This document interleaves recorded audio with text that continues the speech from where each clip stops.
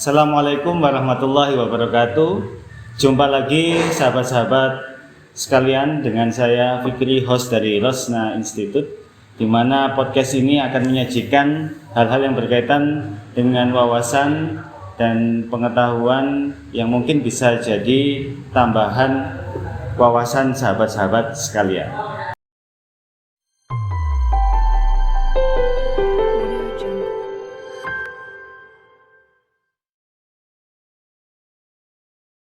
Oke, podcast kita kali ini ditemani oleh seseorang yang masih muda, energik.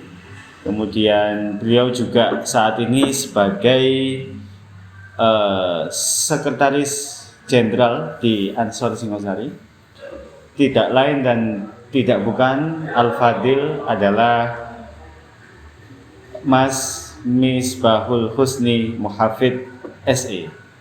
Selamat siang Mas Husni, Mas Misbah, Cak Misbah. Cak Misbah, gimana kabarnya Cak Misbah? Alhamdulillah sehat, sedikit pilek. Katanya agak sakit gitu. Ya, di status WA-nya ada gambar termometer. tadinya sakit. Setelah ada kabar diundang untuk menjadi narasumber di podcast Ormas kita tercinta, yaitu Gerakan Pemuda Ansor, langsung sembuh. Alhamdulillah. Ya, Cak Misbah ini kan termasuk yang muda di Ansor, kemudian sudah menjadi dan dipercaya oleh sahabat-sahabat untuk menjadi sekretaris jenderal. Baratnya sekretaris jenderal itu kan orang nomor 2 setelah PAJ, ketua PAJ Ansor Singosari. Itu boleh nggak diceritakan gimana ceritanya Cak Misbah bisa masuk ke Ansor, kemudian latar belakang yang menumbuhkan aku tak nang Ansor aja, itu gimana sih ceritanya ya? Mungkin bisa di-spill ke sahabat-sahabat sekalian. Ya. Yang pertama, dulunya itu saya tidak mengenal sama sekali apa itu Gerakan Pemuda Ansor. Karena di situ ada beberapa keluarga yang ikut andil di ormas ini, Gerakan Pemuda Ansor. Saya tertarik dan ingin mempelajari apa sih basic atau latar belakang dari Gerakan Pemuda Ansor tersebut. Nah, di situ pada waktu tahun 2020 ada kesempatan di Klatsar di Banjararung. Itu saya mengikuti kegiatan di Klatsar tersebut. Dan akhirnya setelah di Klatsar saya diberikan tahun 2019 ya? 2020. Oh, 2020. 2020. Oh, tahun yang Banjararung. Yang di Banjararung. Ya. Terus kemudian di situ saya diberikan amanat oleh ketua waktu itu Cak Hanif. Iya. Diberikan amanat dimasukkan di bidang multimedia. Dimasukkan di bidang multimedia di PAJ. Nah, untuk di rantingnya saya masih anggota waktu itu. Oh iya. Tapi sebelum saya ke PAJ, saya memperdalam dulu tentang basic Gerakan Pemuda Ansor ini di ranting. Di ranting saya perdalam dulu. Ketika sudah mendapatkan informasi atau amunisi apa itu, kemudian saya terjun ke PAJ dan diamanati sebagai waktu itu sekretaris di bidang multimedia. Wakil sekretaris di bidang multimedia waktu itu.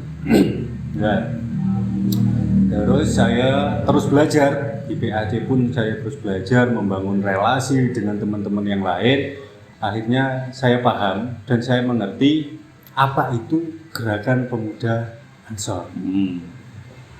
Singkat cerita, saya cinta. Saya cinta dengan organisasi ini. Cintanya lebih dari istri atau? Oh, enggak. Jadi ibaratnya Gerakan Pemuda Ansor ini adalah keluarga kedua bagi saya setelah keluarga itu di rumah. Aman, jawabannya aman itu. Iya. Ya, terus istri saya nonton. Ya. Jadi Gerakan Pemuda Ansor ini adalah keluarga kedua bagi saya. Maka dari itu saya menaruh cinta yang amat sangat besar pada gerakan ini. terkait basic-basic atau latar belakang yang sudah saya pahami. Kemudian ini sedikit cerita ya. Kemudian waktu itu mohon maaf saya sedikit ada musibah. Sedikit ada musibah di keluarga saya. Dan yang pertama kali mengulurkan tangannya untuk tetap menjaga saya supaya berdiri adalah Ansor. Sahabat-sahabat dari Ansor. Sahabat-sahabat dari Ansor itu semakin menambah kecintaan saya. Dan saya juga berinisiatif untuk terus ikut andil atau ngurip-nguripi bahasa Jawanya, ngurip-nguripi organisasi ini. Bagaimanapun caranya, apapun kondisi saya, ya, saya akan terus khidmat pada organisasi ini. Karena itu tadi. Karena ketika kita di titik mungkin ya kita anggap sebagai titik terendah, kemudian ada uluran tangan yang mengangkat tangan kita supaya bangkit lagi, itu mungkin salah satu yang membuat sampean akhirnya semakin awalnya cinta itu semakin cinta lagi, semakin ternyata sahabat-sahabat ini luar biasa ya dalam dalam ini ya, tidak hanya aspek organisasi, tidak hanya aspek-aspek yang sifatnya administrasi, tapi bahkan urusan keluarga pribadi pun bisa ditolong gitu ya oleh sahabat-sahabat. Bicara tentang tolong menolong tadi, saya melihat itu kan jenengan juga aktif di kepengurusan takmir masjid gitu kan, kemudian menolong membantu di TPG gitu kan, mengajar anak-anak kecil gitu ya. Itu apa sih yang menjadi motivasi sampean untuk masih aktif seperti itu? Sedangkan kalau kita ngomongkan anak muda seperti saya sama jenengan itu kan satu sisi dari keluarga ya, itu anak sedang lucu-lucunya, istri sedang cantik-cantiknya ya. Sedang lucu-lucunya. Kalau sedang lucu ya. Iya, kalau sedang lucu ya. Ya, kemudian masih butuh pekerjaan yang harus diurus gitu kan, membagi waktu dan lain sebagainya. Banyak hal yang tanda kutip dikorbankan untuk mengurusi takmir, kemudian di TPG. Itu apa sih motivasinya sampean itu, Kak Misbah? Iya. Yang mendorong saya untuk tetap aktif dalam kegiatan keagamaan ya. Iya. Keagamaan yang pertama mungkin dari basic orang tua saya. Orang tua saya itu di kampung itu adalah tokoh masyarakat yang notabene ngurip-nguripi agama. Nah, berhubung saya di keluarga ini anak pertama yang pertama kali diberikan amanah sebelum adik-adik saya untuk terus melanjutkan perjuangan dari orang tua saya. Nah, itulah yang menjadi motivasi saya untuk tetap berkegiatan di bidang keagamaan. Ya, itu tadi salah satunya. Yang pertama, saya terus meneruskan perjuangan orang tua saya mengelola TPG, dan alhamdulillah di rumah saya sendiri ada TPG, di mertua saya, di rumah istri saya itu juga ada TPG, dan kurang lebih sampingnya kalau digabung itu 100 lebih. Banyak itu ya. Dan juga saya aktif di ketakmiran, karena itu tadi basicnya terus nguripi di bidang keagamaan seperti itu ya. Mudah-mudahan bisa istiqomah dan diberikan kesehatan, kekuatan untuk tetap bisa khidmat meneruskan perjuangan yang diharapkan oleh orang tua saya. Seperti itu. Dalam keagamaan itu kan cenderung ya mungkin orang itu berpikirnya kalau sudah ya agak menginjak umur 40 ke atas itu baru ke agama gitu kan. Nah, itu apa sih masih muda, terus kan misalkan tuh mengembangkan bisnis itu nggak ada itu apa namanya kepikiran sampai ke situ, atau bisnis ya bisnis, tapi kalau urusan agama ya itu juga nggak boleh dikesampingkan. Kan dari satu sisi kan jenengan juga sarjana ekonomi gitu kan. Ya. Ya. Jadi terkait itu memang betul sekali, kebutuhan kita di sisi lain daripada terus berjuang di bidang keagamaan, kita juga butuh yang namanya yaitu tadi dari segi ekonomi. Saya bisa membagi waktu, mana waktunya untuk saya berjuang meneruskan perjuangan dari orang tua saya, mana waktunya berjuang untuk keluarga saya. Nah, di situ saya membagi waktu.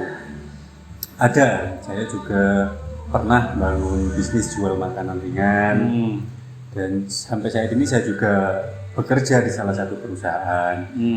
Nah, saya punya prinsip ketika nanti saya waktunya fokus ke keluarga, saya akan ke keluarga. Waktunya saya fokus ke organisasi ataupun meneruskan perjuangan, saya juga akan ke situ. Itu prinsip yang saya bangun dengan keluarga kecil saya, anak istri saya. Dan alhamdulillah sampai saat ini bisa berjalan dengan baik, dan kita juga sudah sama-sama menyadari akan hal itu. Jadi sama-sama menyadari. Itu ya. Yeah. Ada nggak apa? Biasanya kan ada cerita-cerita gitu ya. Kalau mengurusi agama atau dalam bidang-bidang sosial, kemudian dalam ekonomi itu kok kayaknya semakin dilancarkan atau minimal tuh tidak ada kesusahan lah dalam hal ekonomi. Itu apa yang jenengan rasakan selama proses itu? Ataukah memang ini masa perjuangan gitu? Ya, betul. Ada salah satu ketika waktu itu saya hanya fokus ke bidang urusi agama itu tadi. Di situ ketika saya membutuhkan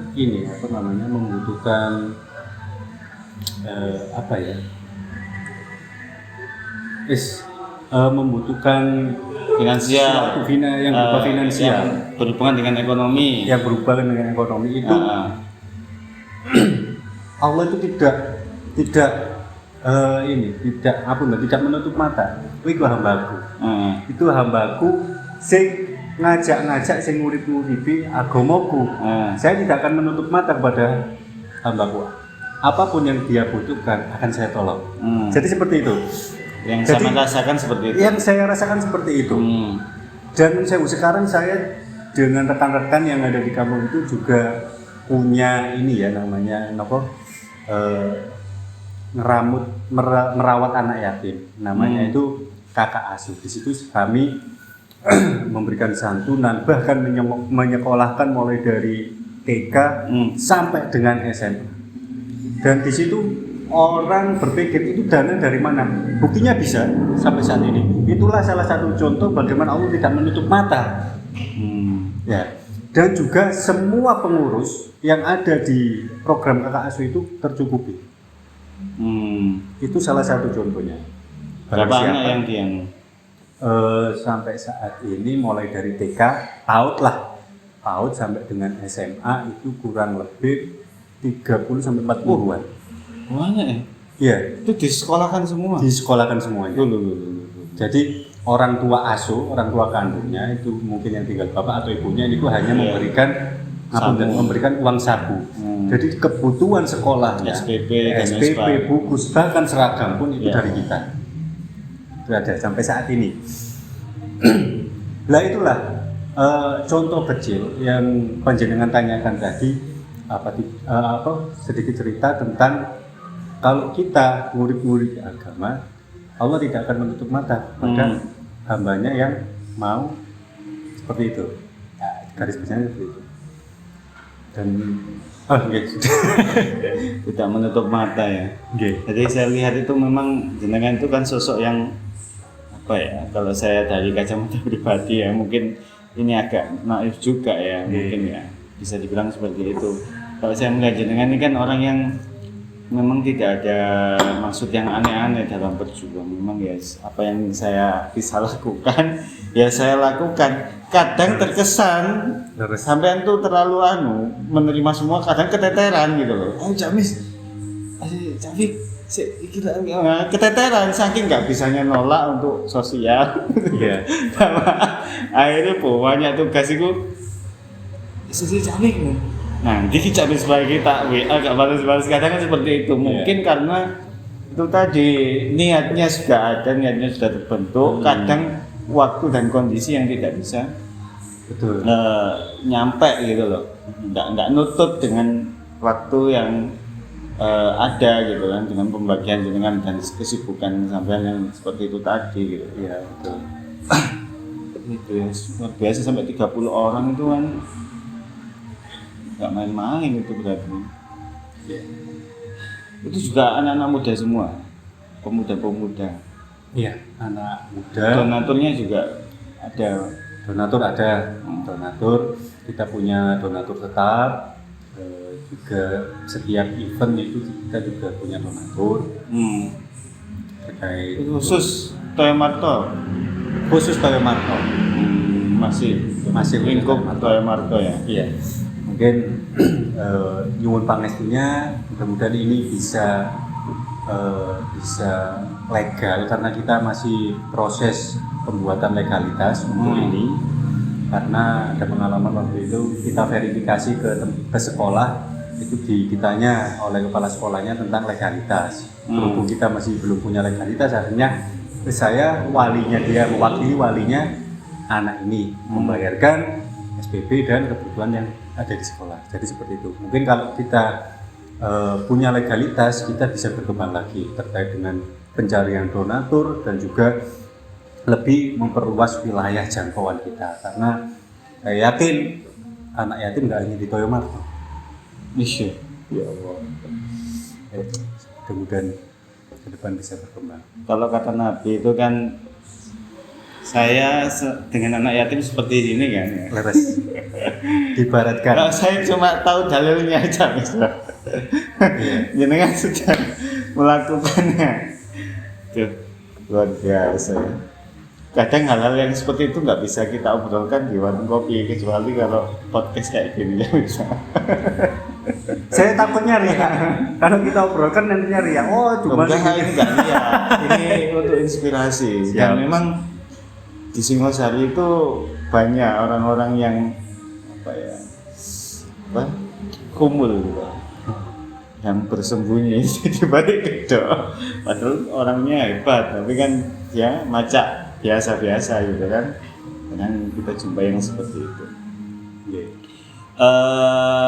Kemudian kalau program ke depan, apa yang angan-angan sampean untuk Ansor Singosari itu bagaimana? Kalau angan-angan sampean sendiri untuk saat ini. Harapan saya ke depan, meskipun saya tidak lagi menjadi sekjen, tapi Ansor Singosari ini terus berkembang, terus maju, terus memberikan wawasan, membangun relasi, dan memberikan sosialisasi yang baik terhadap masyarakat.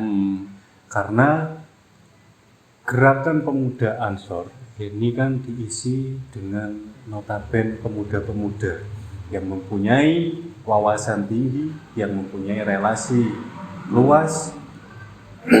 Dan saya yakin kalau kita bisa mengoptimalkan potensi daripada kader-kader kita, insya Allah kedepannya kita akan semakin solid, kita akan semakin maju, semakin berkembang, pastinya semakin konkret. Iya, harus konkret ya. Harus. Karena pemuda itu harapan bangsa. Terus, kalau pemudi, harapan pemuda.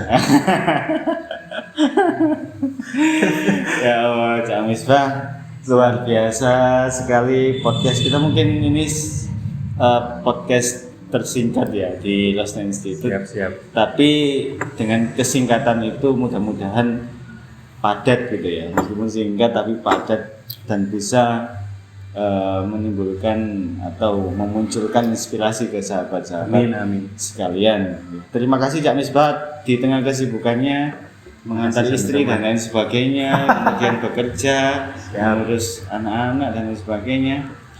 Dari Rosna Institute mengucapkan terima kasih yang sebesar-besarnya kepada sampean dan semoga tetap dikuatkan oleh Allah Subhanahu wa taala dalam berkhidmat, dalam membangun rumah tangga dan lain sebagainya. Salam untuk istri dan anak. Siap.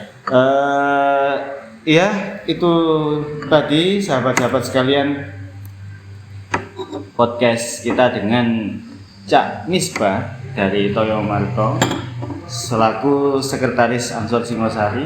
Sekjen itu hanya sebutan saja. Jadi sebenarnya di Ansor itu adanya itu ketua dan sekretaris. Ketua umum itu tidak ada ya. Jadi sekretaris jenderal juga tidak ada, adanya ketua dan sekretaris. Dan wakil sekretaris dan wakil ketua. Sekjen kan biar enak aja ya, bisa nyebutnya ya. Terima kasih sahabat-sahabat sekalian. Jangan lupa untuk subscribe channel Ansor Singosari, like jika suka dengan videonya, beri komentar yang positif, yang membangun, kritikan-kritikan yang membangun. Kita siap untuk selalu berbenah dan kita siap untuk selalu muhasabah agar channel kita ini lebih baik lagi ke depannya. Cukup sekian dari saya, host dari Rosna Institute. Wallahul muwaffiq ila aqwamit thoriq. Assalamualaikum warahmatullahi wabarakatuh. Waalaikumsalam warahmatullahi wabarakatuh.